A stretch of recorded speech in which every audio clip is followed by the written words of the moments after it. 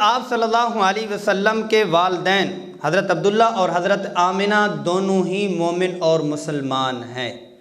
ایک وجہ تو یہ ہے کہ وہ ایمان پہلے، کیونکہ وہ اس فترے میں وہ ہوئے ہیں جس فترہ میں نبوت ابھی آئی ہی نہیں تھی، تو وہ پچھلے دین کے اوپر دین ابراہیمی پر تھے، وہ مسلمان ہیں۔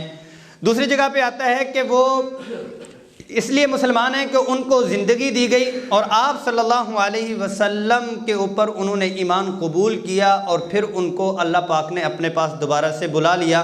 اگرچہ اس میں ضعیف احادیث آتی ہیں، لیکن سند کے اعتبار سے یہ اتفاق ہے آپ صلی اللہ علیہ وسلم کے والدین جنتی ہیں، ایمان والے ہیں۔ اب آپ صلی اللہ علیہ وسلم کی ولادت باسعادت یتیمی کی حالت میں واقعہ فیل کے 25 یا 55 دن کے بعد ہوتی ہے، اور اس میں بھی اختلاف آتا ہے کہ 12 ربیع الاول کو ہے یا 9 ربیع الاول کو ہے۔ بہرحال یہ ہے کہ ربیع الاول کے مہینے میں آپ صلی اللہ علیہ وسلم کی ولادت باسعادت ہوتی ہے۔ آپ صلی اللہ علیہ وسلم کا جو محمد نام رکھا گیا، عبد المطلب سے پوچھا کہ آپ نے محمد کیوں رکھا؟ کہا کہ میں نے خواب دیکھا، وہ خواب ایسا تھا، اس کا صرف میں آپ کو مفہوم سنا رہا ہوں۔ وہ خواب ایسا تھا کہ بہت بڑا درخت ہے، اور اس درخت کے بہت بڑے بڑے تنے اور بہت بڑی بڑی شاخیں اور برانچیں ہیں، اس میں سے روشنیاں پھیل رہی ہیں، اور کچھ لوگ اس کو کاٹنا چاہتے ہیں، اور کچھ لوگ جو ہے وہ اس کی حفاظت کرنا چاہتے ہیں۔ اب یہ ہے کہ اس میں سے مجھے کسی نے بتایا، میں نے خواب کی تعبیر پوچھی تو انہوں نے کہا آپ کے ولد میں سے ایک بچہ پیدا ہوگا جس کی روشنی مشرق اور مغرب میں، شمال اور جنوب میں جائے گی۔ تو اس وقت خواب میں بتایا گیا کہ جو بیٹا پیدا ہوگا، پوتا پیدا ہوگا، کہ اس کا نام محمد رکھنا۔ احمد بھی ایک فرشتے نے بتایا اور محمد بھی ایک فرشتے نے بتایا۔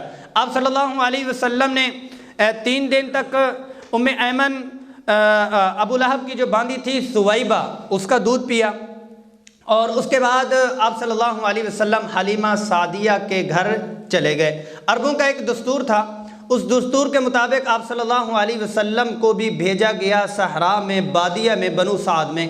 اب بنو سعد کی بہت ساری خواتین اور قافلہ آتا ہے، وہ قافلہ یہ چاہتا ہے کہ ہمیں بھی کچھ ملے۔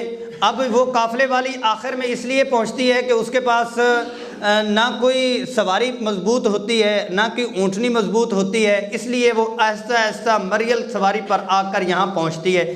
جب یہاں پہ پہنچتی ہے تو ساری اچھے گھرانوں کے بچے لے کے فارغ ہو چکی ہوتی ہیں۔ ایک دفعہ جاتی ہیں، کہتی ہیں کہ یہ یتیم کا بچہ ہے، تو واپس آ جاتی ہیں۔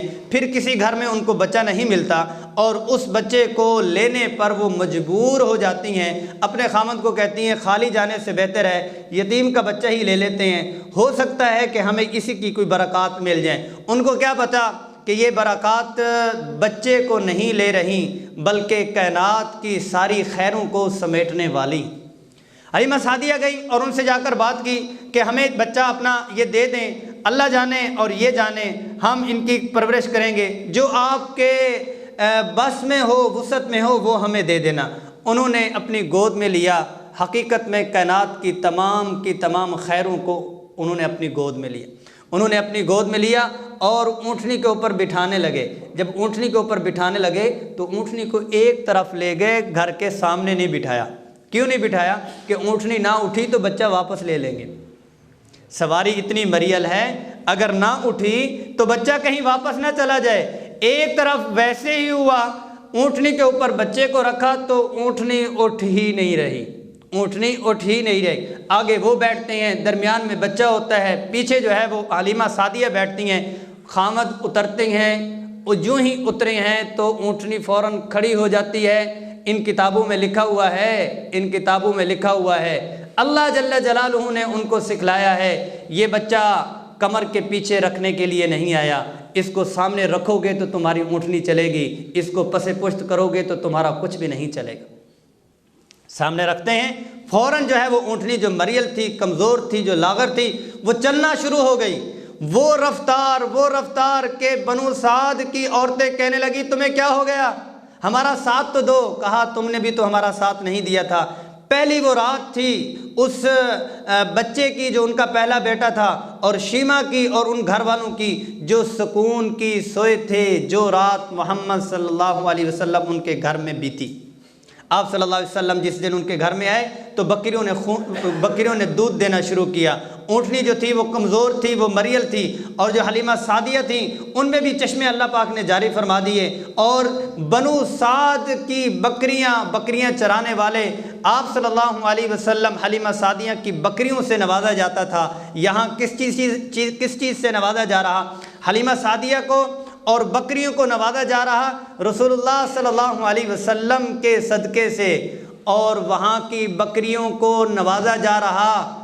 بکریاں جن کی نسبت بنو سعد کے ساتھ ہے، حلیمہ سعدیہ کے ساتھ ہے، ان بکریوں کی وجہ سے جانوروں کو نوازا جا رہا۔ وہ شیما کے اس میں جب آئیں گے رضی اللہ عنہ، اس وقت ہم بتلائیں گے کہ وہ برکات وہ کیا تھیں جو شیما بتلا کے آپ صلی اللہ علیہ وسلم کو غزوہ خیبر کے اوپر رو رہی تھی کہ ایک بچہ میں آپ کو لے کے جایا کرتی تھی، آپ کا وزن نہیں ہوتا تھا، آپ کو لے کے جایا کرتی تھی، بکریاں بھی 15 منٹ کے بعد زیارت کے لیے آ جایا کرتی تھیں، آپ کو لے کے میں جایا کرتی تھی، بکریاں بکھرتی نہیں تھی بلکہ چمٹ کے رہتی تھیں، جہاں محمد ہوں گے وہاں جانور بھی ٹوٹ پڑیں گے، انسان تو انسان کی بات ہے۔ آپ صلی اللہ علیہ وسلم کے دودھ کے پلانے کا جو معاہدہ ہوا وہ 2 سال کا ہوا۔ حلیمہ سعدیہ نے 2 سال دودھ پلایا۔ جو برکات اور جو دنیا کی عیاشی تھی، دنیا کی جو آسائشیں تھی، جو راحتیں تھیں، جو عزتیں تھیں، خوب موجیں کی۔ 2 سال کے بعد اپنے معاہدے کے مطابق آئیں اور آ کر حضرت آمنہ رضی اللہ عنہا کو آ کر کہتی ہیں میں بچے کو واپس کرنے نہیں آئی بلکہ بچے کو دکھانے آئی ہوں۔ بچہ واپس نہیں کروں گی، دکھانے آئی ہوں۔ اور اس وقت انہوں نے کہا نہیں بچہ ہمیں واپس کرو۔ اس وقت وبا بچوں کی بیماری مکہ المکرمہ میں پھیلی ہوئی تھی، تو پتہ پھینکا کہ بچوں کی بیماری ہے، یہاں پہ بچوں کی بیماری ہے، مجھے واپس دے دے۔ تو حضرت آمنہ نے واپس بھیج دیا۔ پھر 4 سال کی عمر میں انہوں نے ایک واقعہ دیکھا شق و صدر والا کہ اوپر سے بکریاں چرانے کے لیے مکی بھائی کو لے کے گئے، اوپر سے 2 فرشتے آئے، انہوں نے آپ صلی اللہ علیہ وسلم کا سینہ مبارک چاک کیا۔ سینہ مبارک چاک کرنے کے بعد جنت سے ایک تشت آیا، اس سے زمزم سے دھویا گیا، پھر دوبارہ اندر رکھا گیا۔ یہ شیما دیکھتی ہوئی اندر گئی، بھاگتے ہوئے امی اور ابو کو بلا کے لائی۔ اب وہ اس ڈر اور خوف کی وجہ سے واپس آ کر مکہ المکرمہ میں آپ صلی اللہ علیہ وسلم کو واپس کیا۔ اگر یہ واقعہ نہ ہوتا تو حلیمہ سعدیہ کبھی بھی اس بچے کو واپس نہ کرتی۔ سیانے نبی کی سیانی ہے سیرت،